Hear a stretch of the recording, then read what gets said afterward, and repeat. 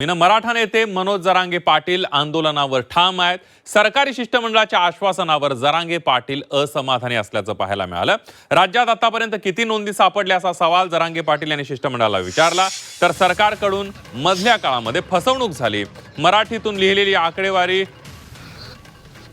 उडवली असा आरोप जरांगेंनी केलाय. शेवटी चर्चेतून सकारात्मक तोडगा निघत नसल्यानं तुम्ही निघायतून असं सांगत जरांगे पाटलांनी शिष्टमंडळाला सुनावलं.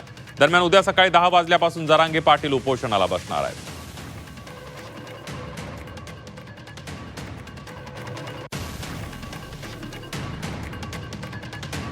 असली समिती ना असला जातो फक्त काहीतरी घुमवायला लागला लोकांना.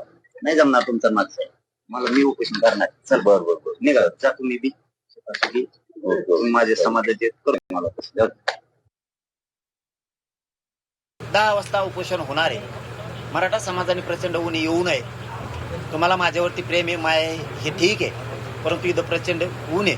माझ्या जीवाचं जरी बरं वाट काही झालं तरी मला तुमच्या जीवाला धक्का लागू द्यायचा नाही. कोणाच्या उद्या 10:30ला आंदोलन सुरू होणार आहे. सरकारला दरवाजे बंद नाहीत. चांगली चर्चा करून ते गेलेत. पुन्हा रिप्लाय घेऊन येतो म्हणलेत. आपण सरकारची वाट बघू.